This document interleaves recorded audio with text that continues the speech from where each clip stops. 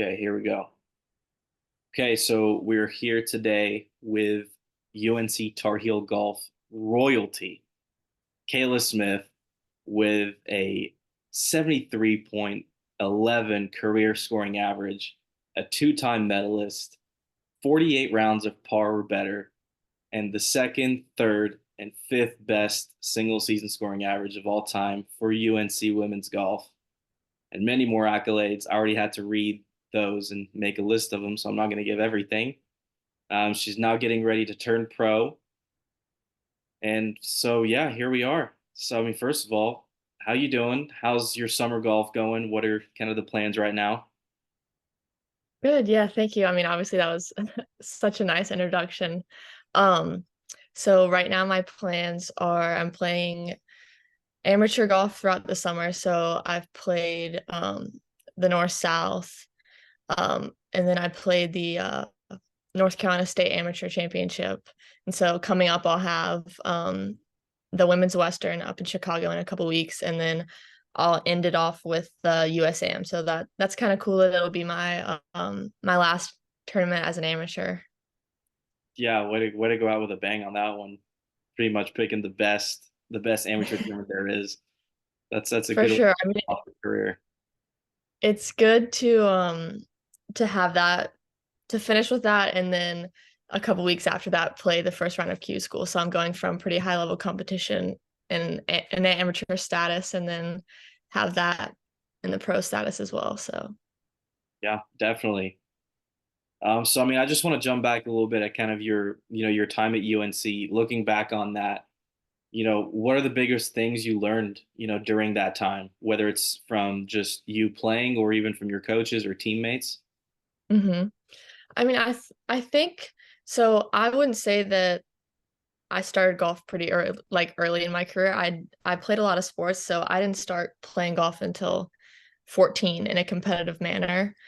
And so throughout junior golf, I still felt like I was sort of figuring out just how that atmosphere sort of worked. And I feel like once I got to college is when I felt like I had my feet underneath me and had a pretty good understanding of what it was about. So I think just being able to feel more comfortable and sort of have a grip on that, I guess, atmosphere of collegiate golf and stuff. And obviously having like the insane resources that we had at UNC, the coaches, strength and conditioning, all that kind of stuff. They all had their little sphere that they sort of were professionals in, I guess. And so having all of those come together really just created an environment where you can thrive in. And so I honestly felt having that really helped me grow as a player. Yeah, I mean, I bet like just a few interactions I've had with Coach Neff and just kind of hearing all she's kind of seen in the coaching world, just having that, available day in, day out is, I mean, probably one of the biggest luxuries you get, in college golf. Mm-hmm. Especially just because I guess as a freshman, you don't really understand what's happening.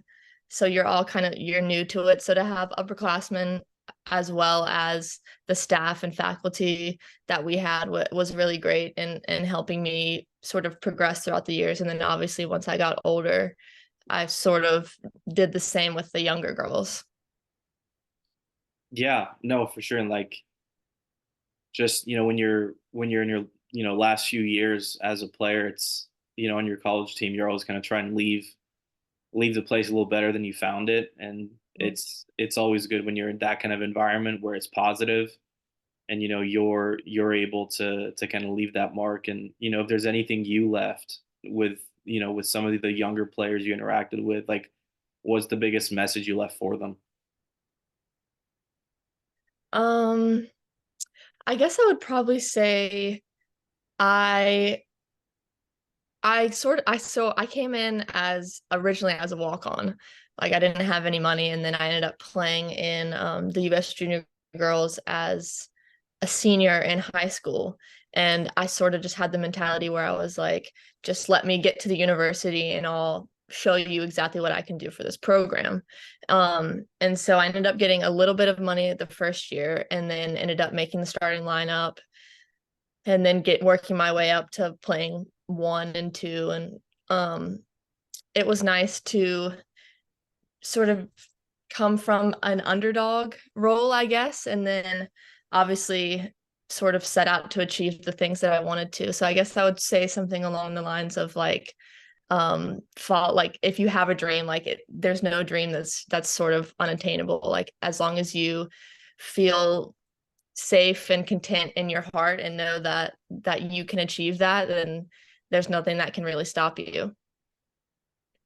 Yeah, that's a really good, that's a really great message to be leaving behind, for sure. And I definitely think it's also something that's going to be, helping you in your, future pro career of kind of, starting building from the ground up. Obviously, you're, whether you're number one college golfer in the nation or just playing wherever, you're kind of, back at the same footing there. So, I definitely think that's something that's gonna, carry you forward there, and kind of bring you that success you had in the amateur level, and hopefully it carries over into the pros.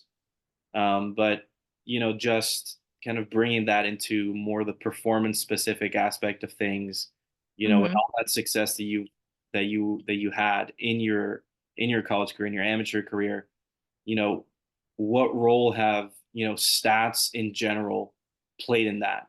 How do you use that to be ready to perform every week? Does it have a big role, a smaller role? Because obviously that depends a lot from one player to the next.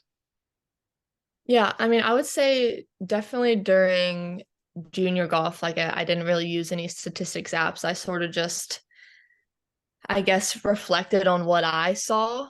But then at the same time, like being able to take a step back and look at it from an outside perspective is really helpful. And that's what, when I ended up going to UNC, we used a lot of different statistics programs and stuff. And then when Amy was hired, um, I think this is the second year that we've used UpGame. So we've used it for a couple years. And just being able to punch in your round and to see the hard numbers. I wouldn't say that I'm necessarily a really numbers based golfer, but it's good to at least be able to see it on paper and see stuff that I didn't necessarily recognize when I was playing it. Like it's one thing to remember your round and see like what you were thinking, how you felt it went, but then to be able to see something physically on paper and see this is what you did good, this is what you can improve on. I think it is really beneficial, especially if you want to start practicing and gearing certain drills and stuff towards these parts of your game that you haven't been, I guess, doing super well in. Yeah, no, for sure. And I mean, regarding up game itself, just in terms of the interface, how do you think maybe some of the specificities of this program, how do you think that's maybe helped in your game, or maybe how did you observe that it helped just your team overall? Mm-hmm. Um, and in my opinion, I think it's honestly one of the easiest apps to work. And so I think that being able to open the app and it'd be pretty much right in front of you, pretty simple, yet still give you all of the information that you need was really important for me. Um, and I think being able to see the actual like satellite view of the course instead of having it sort of be like putting in specific numbers. I think that was having it a little bit more interactive was really beneficial for me. And then to be able to see strokes gained and compare that to LPGA, PGA, that kind of stuff. That's sort of what we looked at a lot, and being able to see the specific driving, chipping, accuracy, putting, all that kind of stuff. So for me, at least, I have found that I struggle a little bit with converting putts from the 10 to 15 foot range for birdie. And so being able to see that and track that through rounds and tournaments and seasons, it has been really beneficial to me in finding drills that can help improve those aspects.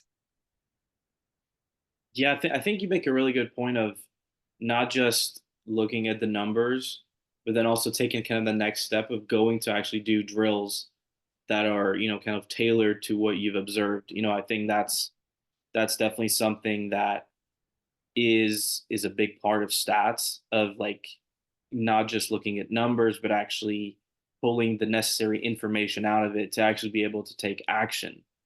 And that's definitely a big thing that we've been trying to build, for our users, is that, you know, seeing numbers is great, but it's actually going to take you to doing something out of it, you know.